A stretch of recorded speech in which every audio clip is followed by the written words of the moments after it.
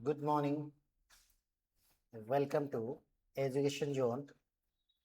देखिए, education zone में हम कंटिन्यू करते हैं अपना जो आर्मी और जीडी एसएससी जीडी के लिए हमने एक कोर्स चलाया हुआ है। उसमें हम देख रहे थे कि जो जीएस का पोर्शन है, उसमें देख रहे थे हम जो हिस्ट्री का सेक्शन है उसकी बात कर रहे थे। जो एसएससी जीडी के लिए जो जीएस का पोर्शन है, इस जीएस के पोर्शन में हम देख रहे थे आपका हिस्ट्री। इसमें हमने जो एंशियन हिस्ट्री थी ये खत्म कर दी। ये हो गया था, हमारा एंशियन हिस्ट्री का पार्ट हो गया था। अब हम मिडिवल में आए थे। जो मिडिवल हिस्ट्री थी इसकी बात हम कर रहे थे।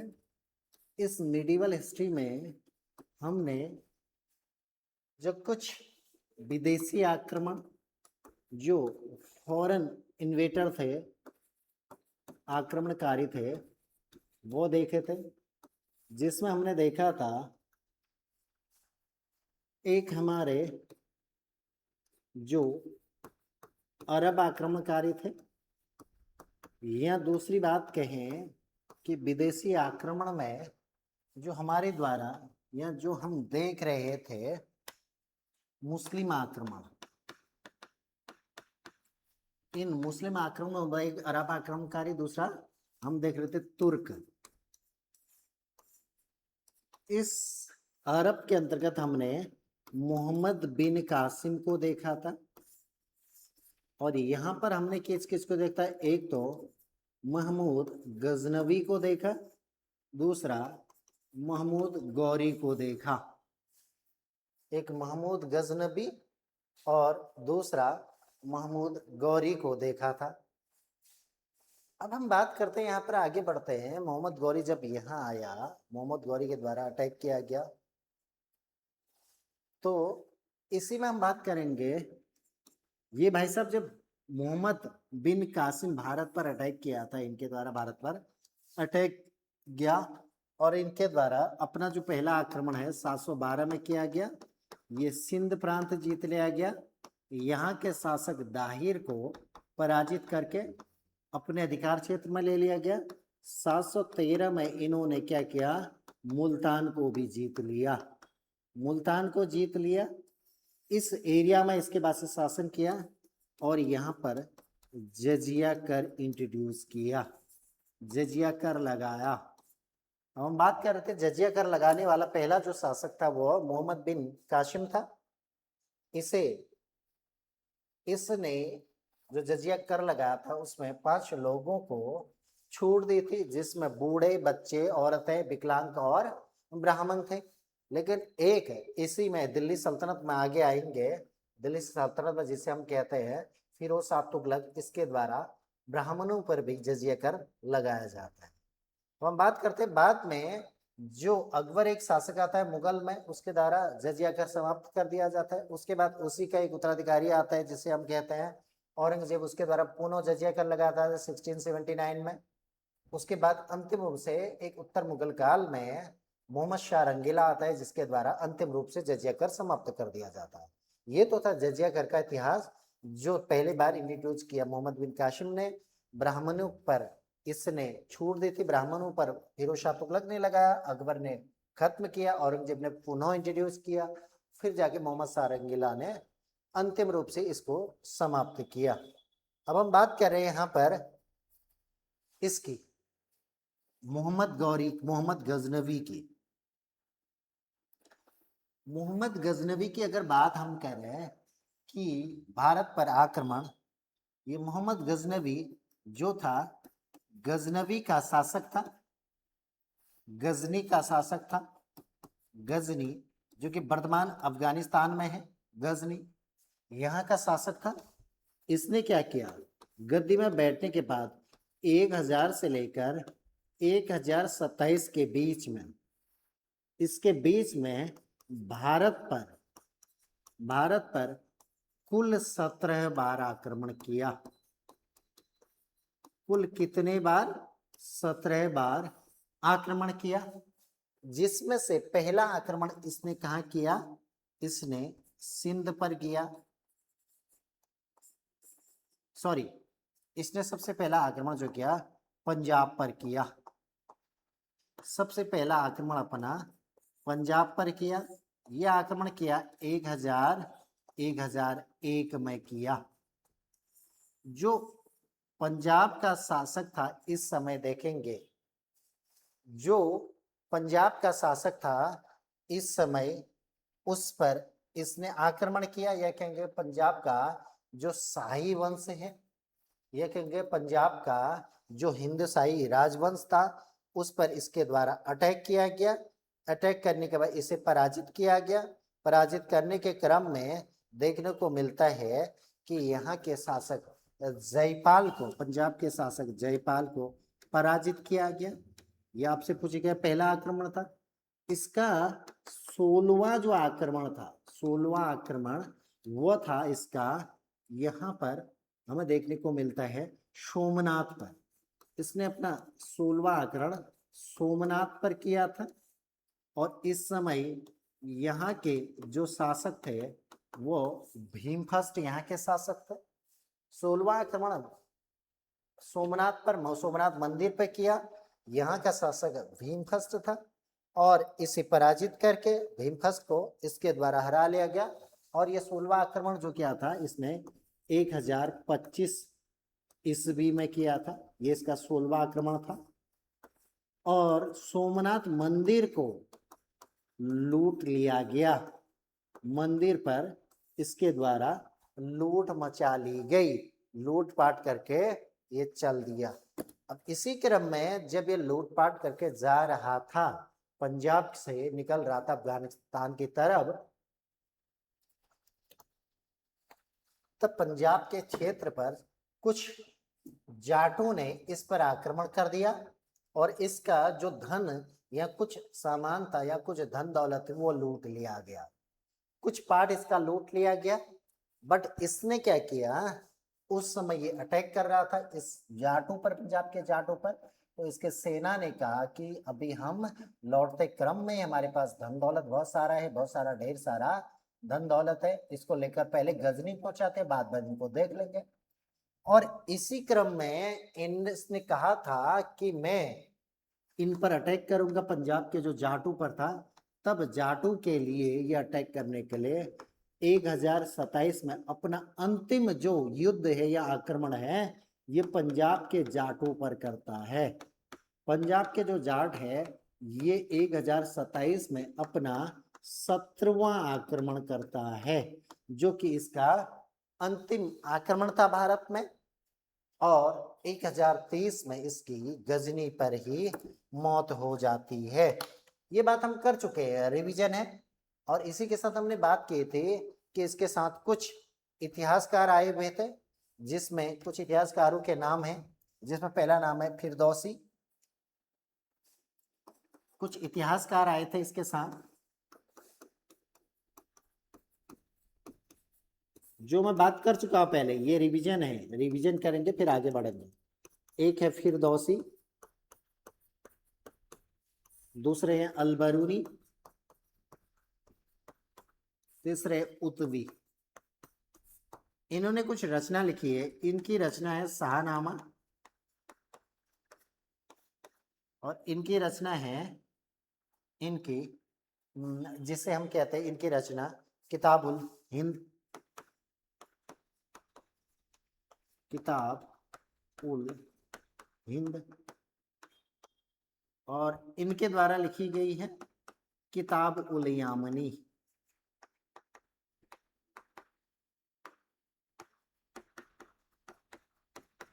किताब उल यामनी इनके द्वारा लिखी गई है। ये तो हम बात कर चुके थे। और दूसरा हमने ये भी कहा था, इसे मूर्ति भंजक भी यहाँ के लोगों ने कहा है। मूर्ति भंजक के साथ साथ इसे क्या कहा जाता है,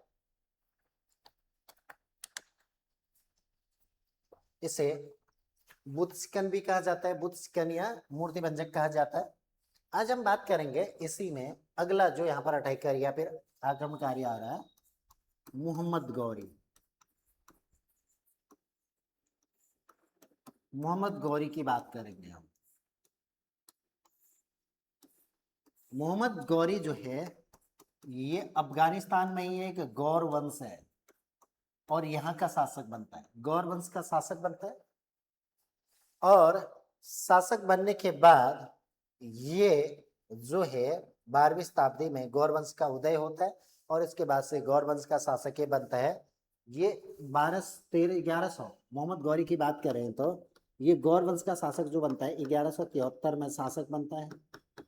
और शासक बनने के बाद ही ये तुरंत अभियान पर निकलता है और 1175 पर ये भारत पर आक्रमण करता है।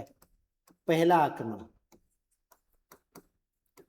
इसका पहला आक्रमण जो भारत पर होता है उसकी बात हम करेंगे। तो 75 में भारत पर पहला आक्रमण होता है जो कि ये भारत के मुल्तान क्षेत्र पर करता है, जो उस समय मुल्तान वर्तमान पाकिस्तान है, यहाँ पर अपना प्रथम आक्रमण करता है और इसकी ये पहली विजय होती है। इसकी पहली विजय होती है किसकी? मोहम्मद गौरी की पहली विजय भारत में मुल्तान विजय थी। अब हम बात करेंगे भाई पे कॉन्फिडेंस बढ़ा, थोड़ा कॉन्फिडेंस बढ़ा और इसने कहा और हम क्या करते हैं, अब आक्रमण आगे की तरफ बढ़ता है। मुल्तान से नीचे की तरफ देखेंगे तो ये हिंदुस्तान की तरफ बढ़ा आगे भारत की तरफ, तो ये इस तरफ गुजरात यहाँ राजस्थान की तरफ बढ़ता है। अगला जो अटैक करता है 1178 में ये राजस्थान या गुजरात की एरिया जो थी राजस्थान पर अटैक करता है। यहाँ के शासक जो थे इस समय भीमसेकिन यहाँ के शासक हैं, भीमसेकिन यहाँ के शासक हैं। अब क्या होता है, भीमसेकिन के द्वारा इसको पराजित कर दिया जाता है। ये जो होता है इस समय मोहम्मद गौरी पराजित होता है। मोहम्मद गौरी जैसे पराजित हुआ, ये जो तुर्क मुसलमान थे इस पर हमने बात की थी, ये तुर्क मुसलमान जो आए हैं, तुर्क मुसलमान, इनके द्वारा अभी तक जो भारत पर जितने भी युद्ध हुए थे इसमें एक भी युद्ध में नहीं हारे हुए थे। ये पहली पराजय है, ये तुर्कों की पहली पराजय थी। या कहें कि ये जो अजय रथ चला हुआ था तुर्कों का या तुर्क मुसलमानों का, यहाँ पर पहली बार इनको हार मिलती है। गुजरात पर हार जाता है, हार का सामना करना पड़ता है। हम बात करते हैं कुछ समय बाद ये अपनी सेना एकत्रित करता है और आता है। अगला जो युद्ध ये करता है वो करता है 1191 में, जिसे हम तराइन का प्रथम युद्ध कहते हैं। ये होता है, एक तरफ होते हैं गौरी होता है, दूसरी तरफ पृथ्वीराज चौहान। मोहम्मद गौरी वर्सेस पृथ्वीराज चौहान, इसमें पृथ्वीराज चौहान जीतते हैं, इनकी विजय होती है, मोहम्मद गौरी हार जाता है। अब मोहम्मद गौरी का पीछे करते हुए ये कटक तक भागते हैं, या कहेंगे कि इस हिंदुस्तान की सीमा पार करा के या सरहिंद पार करा के गौरी भाग निकलता है गौर की तरफ, या कहेंगे अफगानिस्तान की तरफ। अब हम बात करते हैं इसके जस्ट एक साल बाद ये फिर से भारत पर अटैक करता है।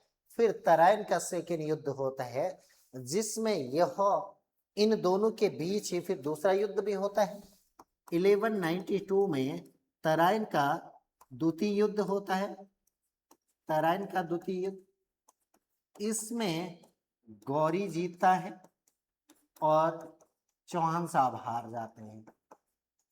अब हम बात करेंगे जो चौहान साहब हैं इस समय हारते क्यों हैं। एक व्यक्ति है जिनका नाम है जयचंद। जयचंद जो है कन्नौज के शासक हैं, जयचंद कन्नौज के शासक हैं और ये कभी जयचंद और मोहम्मद सॉरी, जयचंद और पृथ्वीराज चौहान कभी दोस्त हुआ करते थे फास्ट पर। अब राजस्थान चित्तौड़ से लेकर या कहेंगे राजस्थान से लेकर ये कभी कन्नौज जाया करते थे, आना जाना लगा रहता था, कभी इनके दरबार में कभी तो। अब इनकी एक बेटी थी, जयचंद की एक बेटी थी, कोई बेटी बताता कोई बहन बताता, जो भी है बेटी थी जिसका नाम था संयोगिता। संयोगिता जो है पृथ्वीराज चौहान से प्रभावित हुई थी, आकर्षित हो गई थी, और चौहान साहब, ये संयोगिता चौहान साहब को अपना दिल दे बैठी, और इसी क्रम में चौहान साहब भी संयोगिता से प्रेम कर बैठे। अब एक समय ये सारी चीजें, ये बात जब जयचंद को पता चली तो जयचंद ने कहा, अपने दोस्त को दोस्त के रूप में एक भेड़िया समझा और कहा कि तुमने संयोगिता से प्यार करके हमारे दिल को ठेस पहुंचाई है। और इसी बीच वह संयोगिता का स्वयंवर करा देता है, और स्वयंवर कराता है, सबको इनविटेशन देता है, इनवाइट करता है, पृथ्वीराज चौहान को नहीं बुलाते हैं, और संयोगिता पृथ्वीराज चौहान के साथ निकल जाती है, या कहेंगे उससे शादी कर लेती है। और अब यहाँ पर जो जयचंद है वो दुश्मनी ले बैठता है। अब तराइन के द्वितीय युद्ध में जो गौरी है इसका साथ जयचंद के द्वारा दिया जाता है। जयचंद जो है पृथ्वीराज चौहान का दुश्मन और गौरी का मित्र बन जाता है। सारे वही बात आती है, फिर घर का बेदी लंका ढाए, सारी चीजें स्ट्रेटजी बता के चौहान साहब को पकड़ लिया गया इस युद्ध में, और बाद में उनकी हत्या कर दी जाती है। चौहान साहब की हत्या कर दी जाती है, चौहान साहब मारे जाते हैं। अब इसी के बाद मोहम्मद गौरी जब यहाँ आता है, देखता है कि जयचंद जो है कन्नौज पर बैठा हुआ है, और 1194 में एक कन्नौज या चंदावर का युद्ध होता है। कन्नौज या चंदावर का युद्ध होता है, जो एक तरफ गौरी है, दूसरी तरफ जयचंद है, और जयचंद को हराकर गौरी कन्नौज को अपने अधीन कर लेता है। तब मोहम्मद गौरी कहता है कि जयचंद को जो दोस्त का नहीं हो पाया, वो हमारा जो अपने दोस्त का नहीं हो पाया, तो हमारा 4 दिन का दोस्त या 4 दिन की दोस्ती क्या ही चलेगी। तो इसलिए मोहम्मद गौरी को भी मोहम्मद गौरी के द्वारा जयचंद को भी पराजित कर दिया जाता है। तो ये तो था चंदावर का युद्ध या कन्नौज का युद्ध, जिसे हम कहते हैं जयचंद को हरा दिया मोहम्मद गौरी ने। अब हम बात करेंगे, इसी बीच ये आते हैं और 1205 में ये अपना अंतिम युद्ध करते हैं। अंतिम युद्ध जो पंजाब के खोकर हैं, पंजाब के खोकरों से ये अपना अंतिम युद्ध लड़ते हैं। पंजाब के खोकरों से अपना अंतिम युद्ध लड़ते हैं, और 1206 में इसकी मृत्यु हो जाती है। अब यहाँ पर हम देखेंगे कि गौरी के साथ कुछ इसके सेनापति आए हुए थे। गौरी के साथ देखेंगे तो कुछ इनके सेनापति थे जिनकी बात आती है। एक सेनापति था जिसे हम कहते हैं मोहम्मद गौरी के सेनापति। सेनापति गुलाम भी इन्हें कहते हैं, सेनापति है गुलाम।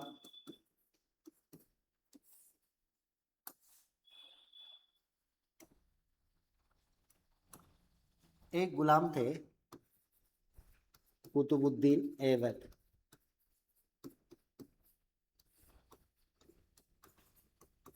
कुतुबुद्दीन ऐबक, दूसरे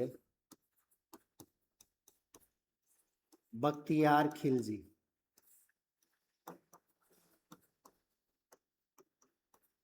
कुतुबुद्दीन ऐबक और बख्तियार खिलजी। ये बख्तियार खिलजी वही है जिसने क्या किया, 1198 में जो नालंदा विश्वविद्यालय है, नालंदा विश्वविद्यालय, इसको ध्वस्त कर दिया। इसके द्वारा नालंदा विश्वविद्यालय को ध्वस्त कर दिया गया। यह नालंदा विश्वविद्यालय जलाने वाला यही मोहम्मद गौरी का सेनापति बख्तियार खिलजी था। अब इसकी मृत्यु होगी, बाद में खिलजी भी मर जाता है, बख्तियार खिलजी।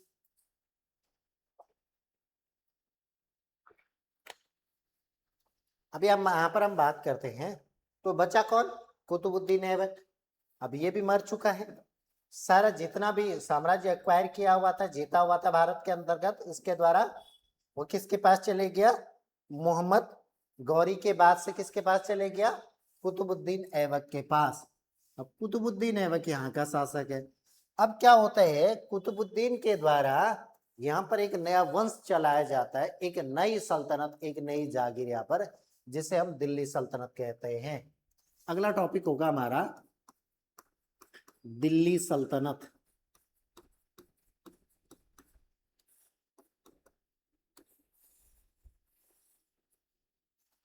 अब दिल्ली सल्तनत पढ़ने से पहले इसमें कितने वंश आए थे ये देखने से पहले हम बात करेंगे दिल्ली सल्तनत का इतिहास, या दिल्ली सल्तनत जो चलेगी। इस दिल्ली सल्तनत की स्थापना होगी 1206 में। 1206 से लेकर 1526 तक, लगभग ये 320 वर्ष तक दिल्ली पर इनके द्वारा शासन किया जाएगा। अब इसे दिल्ली सल्तनत क्यों कहा गया? सबसे पहली बात, दिल्ली सल्तनत क्योंकि दिल्ली जो मेन था इसका क्या रहा, जो दिल्ली राजधानी रही, और साथ ही सल्तनत इसलिए मुस्लिमों में या कहेंगे इस्लाम में जो राजा है, जो बादशाह है, उसे सुल्तान कहा जाता है। और सुल्तान की क्या होती है? जागीर को सल्तनत कहते हैं, ये मेरी सल्तनत है, तो इसीलिए ये दिल्ली सल्तनत इसका नाम पड़ा। अब हम देखेंगे दिल्ली सल्तनत में टोटल 5 वंशों के द्वारा शासन किया जाएगा। तो कौन कौन से वंश हैं, कब से कब तक चले हैं, और उसके संस्थापक कौन है, सब यहीं पर देख लेते हैं, फिर आगे बढ़ेंगे। दिल्ली सल्तनत की बात करेंगे तो सबसे पहले गुलाम वंश। गुलाम वंश कब बना? 1206 से लेकर 1290 तक। और इसके जो संस्थापक है उनकी बात करेंगे तो कुतुबुद्दीन ऐबक। कुतुबुद्दीन ऐबक के द्वारा इसकी स्थापना की गई। या कहेंगे गुलाम वंश का जो फाउंडर है वो कौन है? वो है कुतुबुद्दीन ऐबक। दूसरा देखते हैं खिलजी वंश।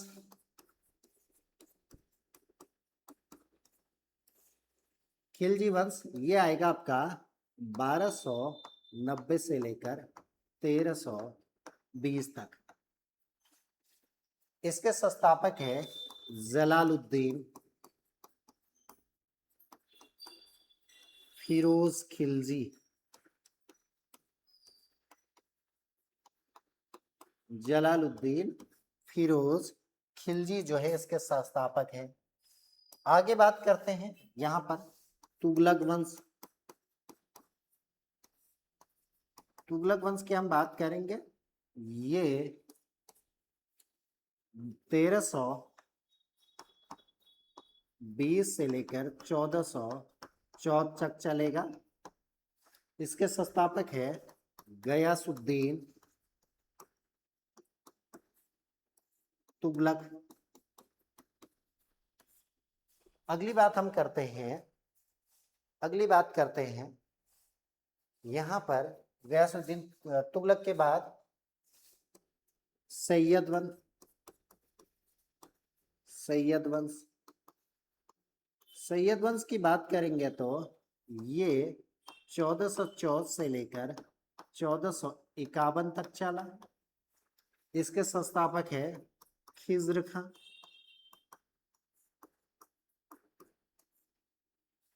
अगला हम देखेंगे यहां पर आएगा लोधी वंश।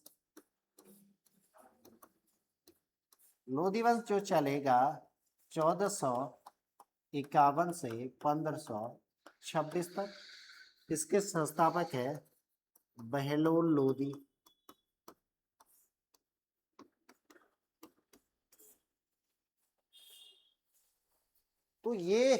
दिल्ली सल्तनत में जो 320 साल तक चलने वाला, जो 320 साल तक चलेगा शासन, वो दिल्ली सल्तनत में इतने वंशों के द्वारा शासन किया जाएगा। कौन कौन से वंश हैं और संस्थापक है वो आपके पास आ चुके हैं।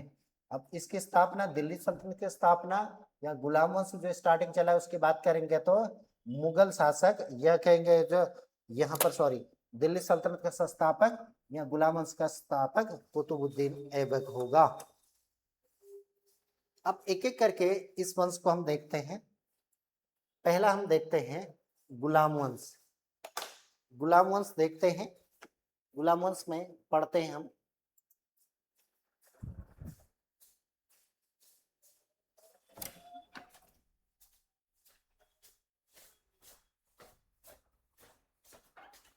कुछ बिस्किट बिस्किट भी है? नहीं है? चलो अभी तो क्लास में क्या ही खाऊंगा मैं, चाय दे देना मुझे।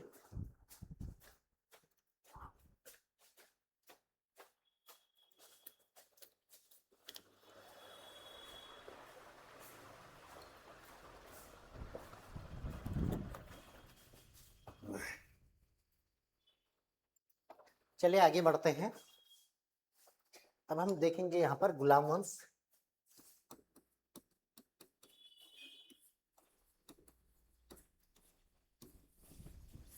जो 1206 से लेकर 1290 तक चलेगा।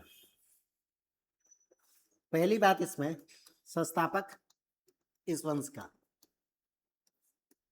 कुतुबुद्दीन ऐबक। इस वंश का जो संस्थापक होगा वो होगा कुतुबुद्दीन ऐबक।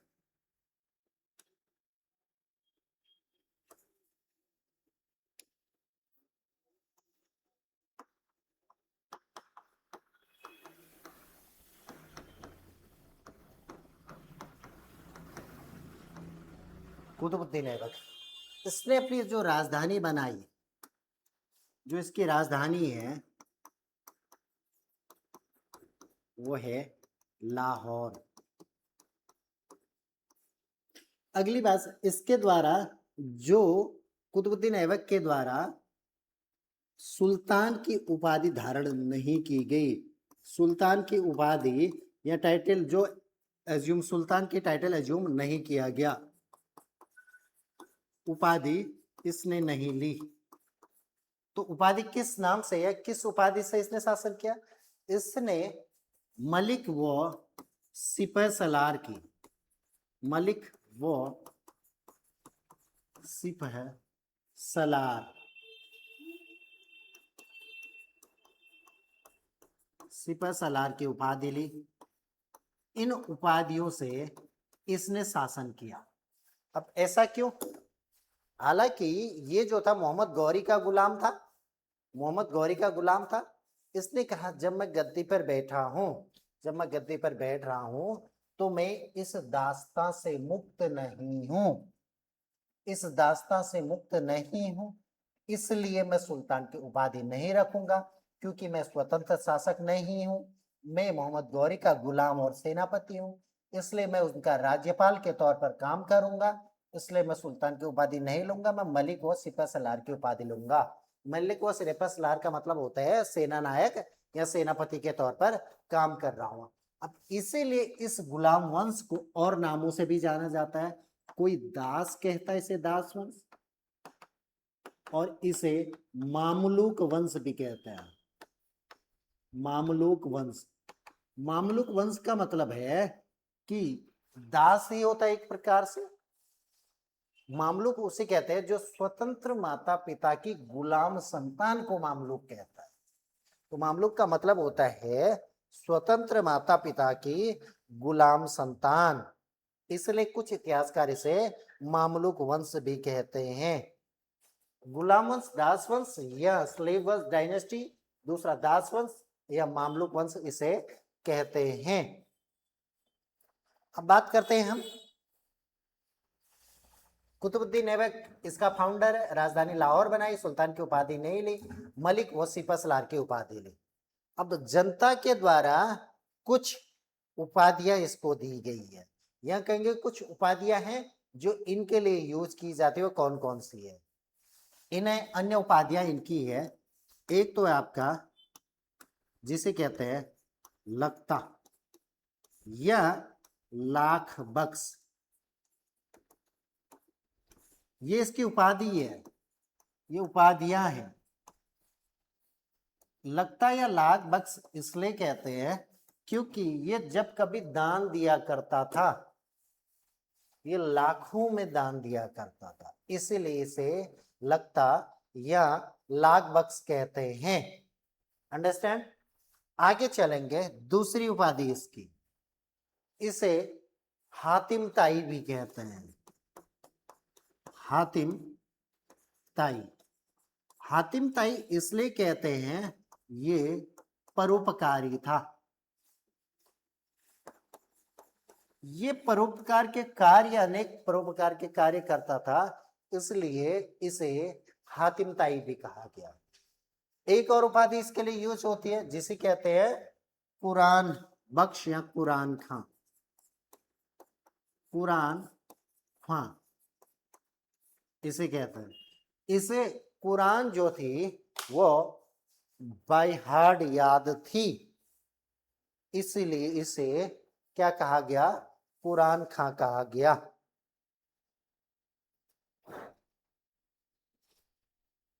तो ये तो था कुतुबुद्दीन ऐबक, और जो इतने उपाधियों के साथ ये गद्दी पर बैठा हुआ है। खुद तो इन्होंने मलिक व सिपा सलार की उपाधि से शासन किया इस नाम से, और कुछ जनता ने यह कहें कि इसे इस नाम से जाना जाता था। अब इसके शासन की बात करें तो थोड़ी बहुत तो देखेंगे, इसने शासन किया। इसकी राजधानी जैसे कहाँ थी, लाहौर में थी। अब हम आगे बात करते हैं, इसके द्वारा दिल्ली में, किसके द्वारा, कुतुबुद्दीन ऐबक के द्वारा दिल्ली में एक कुतुब मीनार बनाया गया। कुतुब मीनार जो आज देखने को मिलता है। कुतुब मीनार जो है वो 5 मंजिला है। ऐसे अगर देखेंगे तो कुतुब मीनार 5 मंजिला है।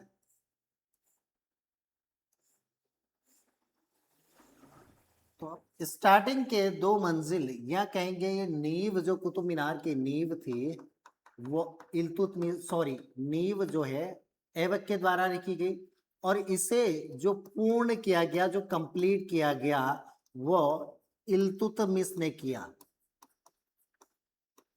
इल्तुतमिश इसे पूर्ण करता है, जो बाद का शासक आएगा।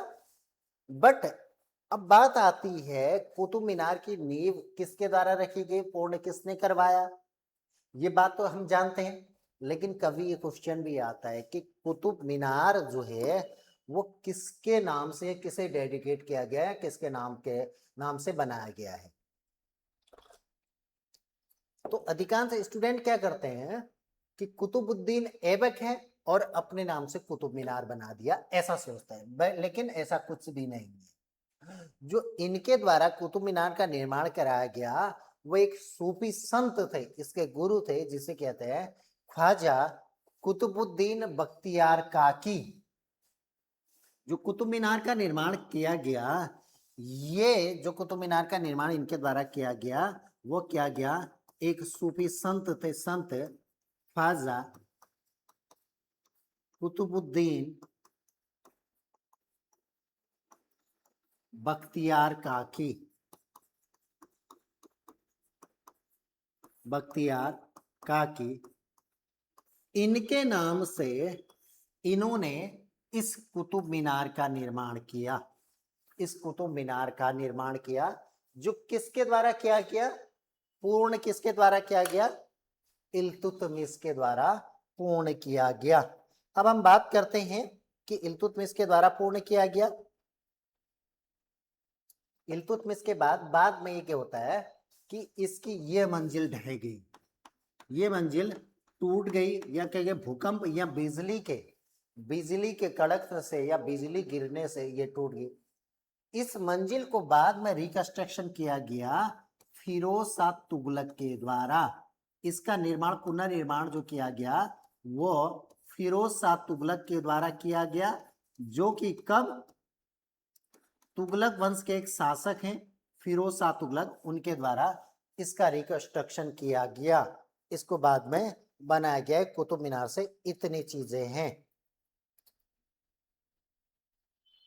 अगला चलते हैं हम। इनके द्वारा कुतुबुद्दीन ऐबक के द्वारा कुतुब मीनार के अलावा और चीजें भी बनाई गई थी। देखते हैं। एक चीज है जिसे हम कहते हैं, यहां पर देखने को मिलता है, इनके द्वारा दिल्ली के अंदर एक कुव्वत उल इस्लाम मस्जिद का निर्माण किया गया।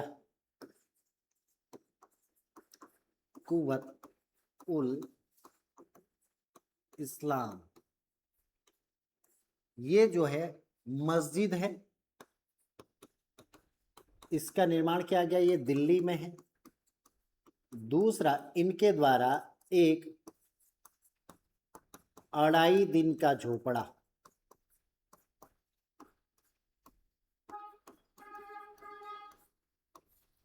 अढ़ाई दिन का झोपड़ा, इसका भी निर्माण किया गया। 2.5 दिन का झोपड़ा, इसका निर्माण भी इसके द्वारा किया गया।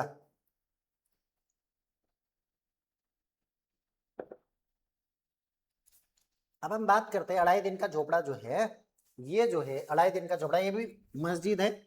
ये अजमेर राजस्थान में है, अजमेर राजस्थान में है, और ये दिल्ली के अंतर्गत है। दो, एक बार क्वेश्चन आया था 2.5 दिन का झोपड़ा और कुव्वतुल उल इस्लाम क्या है। ये दो के दो मस्जिद है जो इनके द्वारा बनाया गया राजस्थान के, एक तो राजस्थान के अजमेर में है और एक, ये कभी संस्कृत का पाठशाला हुआ करता था, से संस्कृत का विद्यालय हुआ करता था, जो बिग्राराज चतुर्थ के द्वारा बनाया गया था राजस्थान में, और बाद में इसको तुड़वा कर यहाँ पर क्या बना दिया गया, मस्जिद बना दिया गया। अभी भी दिखता है इसके दीवारों पे हमें संस्कृत के कुछ श्लोक लिखे हुए हमें मिलते हैं, संस्कृत के श्लोक लिखे हुए मिलते हैं, लेकिन आज की डेट में क्या है, एक मस्जिद है। अब हम बात करेंगे कि ये भाई साहब 1210 ईस्वी में, कुतुबुद्दीन ऐबक 1210 ईस्वी में चौगान खेलते हुए, चौगान खेलते हुए, चौगान का मतलब है आज के टाइम का पोलो, घोड़े से गिरे और मृत्यु हो गई। चौगान खेलते समय घोड़े से गिरने से इनकी मृत्यु हो गई और ये अल्लाह को प्यारे हो गए, ये अल्लाह को प्यारे हो गए। ये जो लाहौर में इनकी मृत्यु होगी और यहीं पर इनका क्या बना दिया गया, कब्रिस्तान भी बना दिया गया। इनका कब्रिस्तान भी यहीं बना दिया गया, यहीं दफनाया गया लाहौर पे ही, और लाहौर में ही इनकी मृत्यु हो गई। पोलो खेलते हुए इनकी मृत्यु हो गई, या कहेंगे चौगान खेलते हुए इनकी मृत्यु हो गई। अब एक जो शासक आए गुलाम वंश में, जिनका नाम था कुतुबुद्दीन ऐबक, कुतुबुद्दीन ऐबक यहाँ पर आए, गद्दी पर बैठे और दिल्ली सल्तनत की स्थापना की। दिल्ली सल्तनत के अंतर्गत गुलाम वंश की स्थापना की, जिसे मामलुक वंश या दास वंश भी कहा जाता है। इसने सुल्तान की उपाधि नहीं ली, इसने कौन सी उपाधि ली, सिपह सलार और मलिक की उपाधि ली। और इन्हें इसके अलावा हातिम ताई, कुरान खां और या कुरान बख्श, और इसी के साथ इन्हें जो एक उपाधि इनकी है लाख बख्श कहा जाता है। और साथ ही इनके द्वारा कुछ कंस्ट्रक्शन किया गया, एक जो यहाँ पर कुव्वतुल इस्लाम बनाया गया दिल्ली के अंतर्गत, जो लाल आपका कुतुब मीनार के पास ही है। दूसरा अजमेर में 2.5 दिन का चौपड़ा, और तीसरा कुतुब मीनार इनके द्वारा बनाया गया, कुतुब मीनार की नींव रखी और इनकी मृत्यु होगी। इनके जो अगले वारिश आएंगे या दामाद या गुलाम इल्तुतमिश, इसके द्वारा इसे पूर्ण किया गया। अब हम देखेंगे ऐबक के बाद, ऐबक के बाद जो अगला शासक आता है वो आता है इसका पुत्र आराम शाह। नाम से ही पता है आराम शाह एक अयोग्य शासक था। इसे क्या किया, ये केवल 8 माह गद्दी पर बैठा, 8 माह तक गद्दी पर बैठा, इसके बाद इस ऐबक का एक गुलाम था, ऐबक का गुलाम, यह कहें कि ऐबक का एक गुलाम भी था, यह दास भी था, दास जिसे हम कहते हैं, और दामाद भी था, दामाद, जिसका नाम था इल्तुतमिश। इल्तुतमिश इल्तुतमिश ने क्या किया, इसको गद्दी से उतार कर खुद गद्दी पर बैठ गया। 8 माह तक केवल कौन रहा, आराम सा गद्दी पर बैठा रहा, और उसके बाद इल्तुतमिश गद्दी पर बैठता है। इल्तुतमिश जब गद्दी पर बैठता है, ये 1211 से लेकर 36 तक गद्दी पर बैठा रहेगा। 1211 से लेकर एक लंबे समय तक गद्दी पर बैठा रहता है इल्तुतमिश, और गद्दी पर बैठता है, कुछ काम भी करता है। अब पहली बात, इल्तुतमिश कौन था, इसका गुलाम दास या दामाद था, और अपने साले साहब को गद्दी से उतार कर यहां पर बैठ गया, गद्दी पर बैठ गया। चलिए फिर इल्तुतमिश में कुछ चीजें देखते हैं। इसमें इल्तुतमिश गद्दी पर बैठा,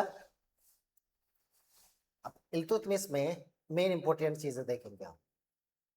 सबसे पहले इल्तुतमिश जैसी गलती पर बैठा,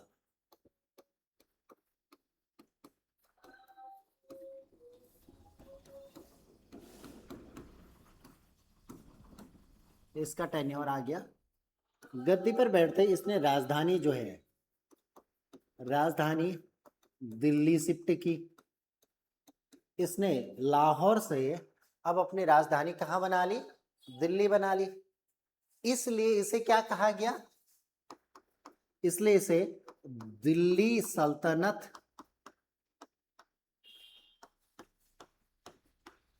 व गुलाम वंश का वास्तविक संस्थापक, वास्तविक रियल फाउंडर इसे कहा गया। किसे, कुतुबुद्दीन ऐबक को। कुतुबुद्दीन ऐबक के द्वारा दिल्ली को राजधानी बनाए जाने के क्रम में, और लाहौर से दिल्ली राजधानी ला रहा, तब इसे यहाँ का वास्तविक संस्थापक और गुलाम वंश का, और साथ ही दिल्ली राजधानी बनाने वाला सरदार है। अब इसने क्या किया, इसने बगदाद के, एक बगदाद जो इराक के बगदाद है, यहां पर बगदाद में एक मुस्लिमों का या इस्लाम का धार्मिक गुरु बैठता था, जिसे खलीफा कहता है, खलीफा कहते हैं। इस खलीफा से इसने सुल्तान की उपाधि ली, सुल्तान की उपाधि ली और शासन करने लगा। अब हम बात करेंगे, सुल्तान की उपाधि लेने के साथ ही इसने लाहौर से दिल्ली को अपनी राजधानी बनाया और शासन करने लगा, इसीलिए इसे दिल्ली सल्तनत या गुलाम वंश का वास्तविक संस्थापक कहा जाता है। अब कभी आपसे पूछ दिया जाएगा, दिल्ली का सुल्तान बनने से पहले, या दिल्ली सल्तनत का सुल्तान बनने से पहले, या गुलाम वंश का सुल्तान बनने से पहले ये कौन था या क्या था, कहाँ का था? तो यह जो था इल्तुतमिश बदायूं का सूबेदार था। ये इस सुल्तान से पहले जो बदायूं है, बदायूं यहाँ का सूबेदार था, बदायूं का सूबेदार था। अब आपके पास कितने फैक्ट, कितनी चीजें आ चुकी है। पहले कि इल्तुतमिश जो है वो मोहम्मद गौरी का गुलाम और दामाद था। इसने आराम शाह को गद्दी से उतार कर गद्दी पर बैठा। इसने बगदाद के खलीफा से सुल्तान की उपाधि लेकर दिल्ली को अपनी राजधानी बनाया और दिल्ली पर शासन करने लगा, इसीलिए इसे वास्तविक संस्थापक कहा जाता है इस वंश का। यह कहेंगे कि दिल्ली का, जो दिल्ली सुल्तान की उपाधि लेने के कारण दिल्ली सल्तनत या गुलाम वंश का वास्तविक संस्थापक इसे कहा जाता है। अब हम बात करेंगे इसी में, जैसे गद्दी पर बैठता है, गद्दी पर बैठने के बाद इसके यहाँ पर एक आक्रमण होता है, जिसे जिस आक्रमण से इल्तुतमिश अपने आप को और अपने राज्य को बचाता है। अब देखेंगे इस समय एक मंगोल आक्रमणकारी आता है, मंगोल आक्रमणकारी, जिसका नाम था चंगेज खां। मंगोल आक्रमणकारी चंगेज खां का आक्रमण जो है वो भारत पर होता है। एक सीमावर्ती राज्य था जहां पर यह आक्रमण करता है। इस सीमावर्ती राज्य का शासक था जलालुद्दीन मांगबरनी।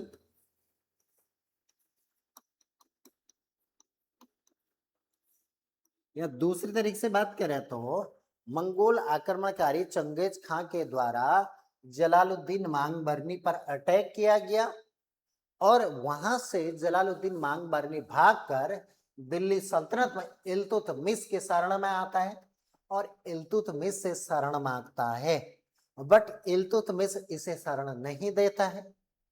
अगर पनाह देता तो कहीं ना कहीं वो चंगेज खां इल्तुतमिश या दिल्ली सल्तनत पर अटैक करता, जो कि अभी अभी दिल्ली सल्तनत का ये क्या बना हुआ है, राजा बना हुआ है, सुल्तान बना हुआ है।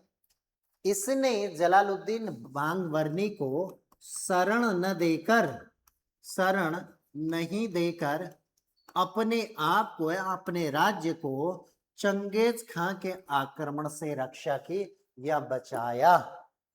आपको क्वेश्चन आता है कि मंगोल आक्रमणकारी चंगेज खां ने किस पर अटैक किया? जलालुद्दीन मांगबरनी पर। यह जलालुद्दीन मांगबरनी किसके डर से इल्तुतमिश से शरण मांग रहा था? चंगेज खां से। दूसरा क्वेश्चन आता है कि चंगेज खां ने इल्तुतमिश के समय किस शासक पर आक्रमण किया जिसे इल्तुतमिश ने शरण देने से मना कर दिया? वो था जलालुद्दीन मांगबरनी। जहां से भी आपको क्वेश्चन आएगा आप ये क्वेश्चन सॉल्व करेंगे। अब हम बात करते हैं यहां पर, इसने एक जो इल्तुतमिश है, इल्तुतमिश के द्वारा एक 40 तुर्क सरदारों का एक दल बनाया। 40 तुर्क सरदारों का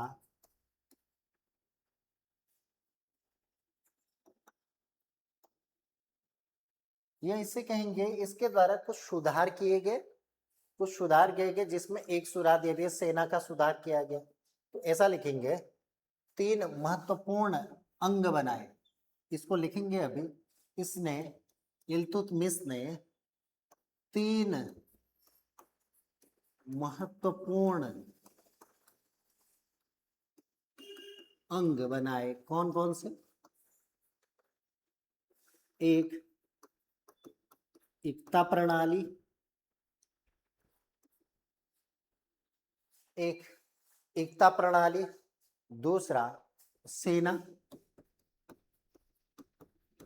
तीसरा मुद्रा। एक एकता प्रणाली, दूसरी सेना और तीसरी मुद्रा, मुद्रा प्रणाली, इसमें सुधार किया। इसने क्या किया? एकता प्रणाली के अंतर्गत क्या आएगा, जो इसके सैनिक थे या अन्य लोग थे, इनको नगद वेतन के बदले, एकता प्रणाली के अंतर्गत नगद वेतन के बदले इसने क्या दिया? जमीन देनी स्टार्ट कर दी। नगद वेतन के स्थान पर भूमि दान करना या जमीन दान देना इसने लिया। और सेना के अंतर्गत क्या किया इसने? सेना में जो सुधार किया इसके अंतर्गत 40 तुर्क सरदारों का, तुर्क सरदारों की एक संगठन बनाया, जिसे एक दल बनाया, तुर्क सरदारों का दल, जिसे दल चालीसा या तुर्क ए चहलमानी, तुर्क ए चहलमानी या तुर्क ए चहलगानी कहा जाता था। और यही वो व्यक्ति थे जो सरदार की पूरी सेना या सुल्तान की पूरी सेना देखते थे। और सेना के साथ साथ जो ये है सुल्तान को मशवरा, सलाह मशवरा, अन्य चीजें देखते थे। यह कहें कि सुल्तान के या सुल्तान को कुछ भी जरूरत पड़ती थी या सलाह मशवरा लेना पड़ता था तो वह 40 तुर्क सरदारों से या दल चालीसा या तुर्क चहलमानी से ही संपर्क करते थे। और इनका इतना प्रभुत्व था और यही शासन प्रशासन चलाने में इस शासक या सुल्तान का साथ देते थे। अगली बार मुद्रा की बात करेंगे तो इसने दो प्रकार की मुद्रा चलाई। एक जो थी टंका, ये चांदी का सिक्का था, और दूसरा जीतल, टंका व जीतल। अगर हम टंका व जीतल का बात करें, जीतल जो था तांबे का था, ये तांबे का, इसका अनुपात की बात करें तो 1:48 के अनुपात में था। इसका मतलब है एक टंका बराबर 48 जीतल, एक टंका बराबर 48 जीतल होते थे। अब देखते हैं, चलिए आगे बढ़ते हैं इसी में। अब इसकी मृत्यु 1236 में हो जाती है। 1236 में इसकी मृत्यु होती है। तो अब हम यहाँ से जो अगला शासक बनेगा यहाँ पर इसके एक बेटा था रुकनुद्दीन फिरोज शाह जो अयोग्य था। इससे आगे कल देखेंगे, कल बात करेंगे। आज के लिए इतना, थैंक यू। कल हम रजिया सुल्ताना पढ़ेंगे, रजिया सुल्ताना देखेंगे। आज इतना ही, थैंक यू।